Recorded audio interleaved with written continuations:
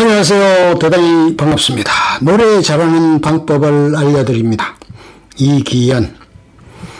이탈리아 유학 시절 친한 친구가 세계적인 선악가에게 개인 지도를 받으러 가는데 제게 반주를 부탁해 따라간 적이 있습니다. 비싼 교습비를 내야 하는 그 선생님이 도대체 어떻게 노래를 가르칠까 무척 궁금했었지요. 친구는 땀을 뻘뻘 흘리며 열심히 노래를 불렀습니다. 고급 양복을 입고 지그시 눈을 감은 채 노래를 듣던 그는 쓰고 있던 모자를 만지작거리며 입을 열었습니다. 머리를 열고 소리를 발끝에 붙여라. 그리고 노래해라, 노래를 해라. 저는 순간 이분이 성악가가 맞나? 돈만 받으려는 사기꾼인가 하는 생각이 들었습니다. 보통 발성을 가르칠 때 배에 힘을 주라든지 두성을 쓰라고 이야기를 할 텐데 제가 이탈리아 말을 잘못 알아들었나 싶었죠. 그 입에서 나오는 말 하나하나가 도무지 이해가 되지 않았습니다만 오히려 큰 깨달음을 얻었다며 기뻐하는 친구가 이상해 보일 정도였어요. 그런데 말이죠. 오페라와 발성을 본격적으로 배우고 후배 성악가들을 가르치며 오랜 시간 지난 후에야 그 깊은 뜻을 알게 됐습니다.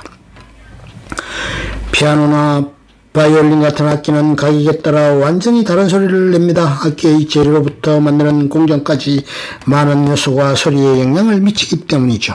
가수는 그 사람 자체가 악기랍니다. 수준 높은 악기가 되려면 머리부터 발끝까지 건강한 신체를 갖추는 것부터가 시작입니다.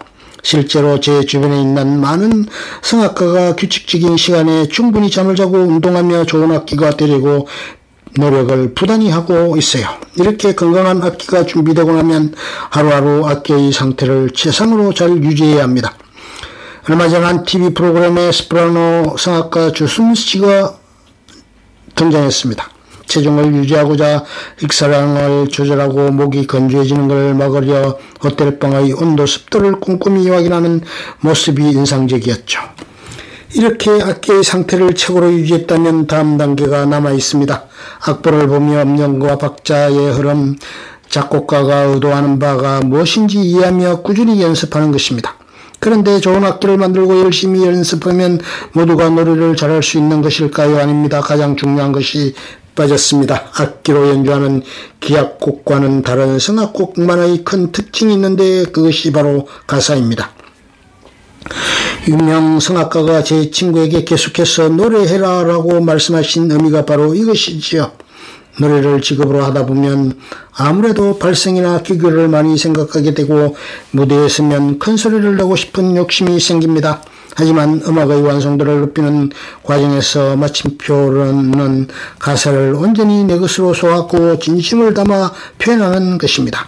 마치 아기를 얻고 사랑의 마음으로 불러주는 엄마표 자장가처럼 말입니다.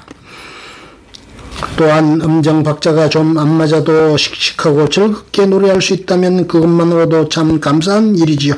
몸이나 마음이 아픈 상태라면 좋은 노래가 나올리 만무합니다. 지금 여러분은 진심 어린 노래를 부르며 행복을 느끼고 누군가에게 위로가 되고 계십니까? 자, 머리를 열고 소리를 발끝에 붙여보세요. 머리부터 발끝까지 명품 악기가 만들어졌다면 가사를 생각하며 마음을 다해 노래해 볼까요? 건강한 사람이 노래할 수 있고 노래하는 사람이 건강해지는 것이니까요. 그래요. 아무 걱정하지 말아요. 우리 함께 노래합시다. 노래를 통한 인생 비타민 만들기 황성경. 노래란 가사에 곡조 붙여 부를 수 있게 만든 음악이자 인간 감정이 성화된 언어.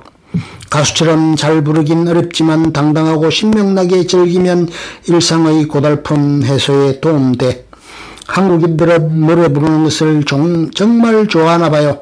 한국을 찾는 외국인들이 곳곳에 붙어있는 노래방 간판에 놀라면서 하는 말이다. 예부터 유교적인 분위기에 억제된 자기 감정을 노래로 표현하다 보니 우리 민족은 노래를 정말 즐기는 것 같다.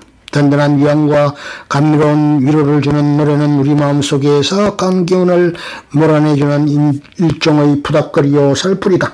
요즘 노래방 문화가 조금 시들해졌다고는 하지만 우리나라처럼 노래 반주 시설이 완비된 노래방이 많은 나라도 드물다. 이렇게 전문적인 반주에 맞춰 노래 부르는 연습을 했음에도 다수 한국인은 자신을 음치라고 생각하고 노래를 시키면 얼굴이 홍담으로 변한다. 음치의 기준을 과학적인 수치로 평가하기는 어렵지만 일반적으로 음치는 소리에 대한 음악적 감각이나 지각이 매우 무디어 음을 바르게 내지 못하는 사람이다. 사실 감각이 매우 무딘 음치도 되기 어렵다. 그래서 가창은 소리를 민감하게 구분하는 청각이 문제일 뿐만 아니라 그걸 다시 부르는 공감각의 문제이기 때문에 마인드 컨트롤이 무엇보다 중요하다. 노래는 가사에 곡절을 붙여 목소리로 부를 수 있게 만든 음악이다. 노래 가사는 극에 달한 인간의 감정을 주체할 수 없어 노래로 승화시킨 함축적인 언어다. 어제도 오늘 같고 오늘도 어제 같은 평범한 일상이 아니라 정말 좋은 혹은 너무 슬픈 격정적인 감정이 상화된 결정체가 노래다.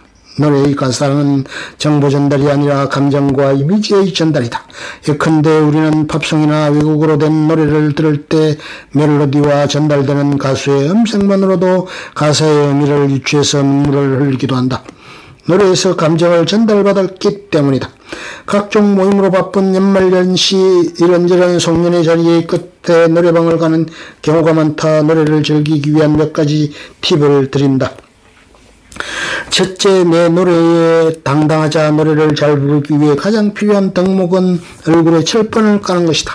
노래를 부르기도 전에 우리는 너무 많은 생각을 한다. 노래에 몰입하는 내 모습이 민망하고 쑥스럽다든지 혹여나 높은 음에서 미타를 하면 어쩌나 하는 경직된 걱정이 앞선다. 노래를 부르는 그 순간에는 자신감이 아니라 자만에 가까운 당당한 믿음이 필요하다. 그러기 위해서는 많이 듣고 흥얼거리며 익숙해지자. 그러면 호흡도 안정되고 소리 빛깔도 자연스러워진다. 둘째, 노래방 기계가 주는 가사의 타이밍을 약간 비끼자. 우리는 너무 원칙대로 노래를 부르려고 한다. 정확한 박자 음정 가사를 주는 노래방 기기에 익숙해져서 모니터로 보이는 가사에 맞춰 수동적으로 노래한다. 그런데 노래는 똑딱똑딱 하는 기계적 박자로 부르는 것이 아니라 강약이 교차하는 샘여림이 가미된 리듬으로 불러야 한다. 아무리 옥구슬을 굴러가는 소리로 노래를 불러도 기계적 박자로 부른다면 멋도 맛도 없는 노래가 될 것이다. 노래방 기계에서 지시하는 정박자대로 가사를 따라가지 않고 매덤은 엇박으로 약간 비껴서 불러보자. 박자가 더욱 생동감 있어지고 맵신하는 리듬을 만들어줄 수 있다. 셋째, 마이크를 잘 활용하자. 마이크는 소리의 연파를 기계적인 신호로 바꿔주는 장치다. 그래서 인간의 측력으로 들을 수 없는 미세한 소리도 마이크에 흡수되면 스피커를 통해 크게 확장시킬 수 있다. 격정적인 표현을 위해 강하고 크게 부르는 것보다 마이크를 이용해서 애달프게 부르는 것편이 훨씬 듣기에도 좋고 목에도 무리가 안 간다. 또한 마이크를 잡은 각도에 따라서 소리가 달라지기 때문에 마이크로 소리의 샘여림을 조절할 수도 있다. 실제로 저음에서는 그의 입에 마이크를 붙였다가 고음으로 올라갈수록 마이크를 멀리 잡는 가수들이 많다. 물론 아무리 노력해도 지역 가수처럼 노래를 잘하기는 어려울 수 있다. 하지만 몇 가지 팁만 알고 감흥 있게 신명나게 노래를 즐길 수 있다. 우리는 노래로 내뿜는 감정을 통해 일상의 고달픔을 해소한다. 그게 인생의 비타민이다.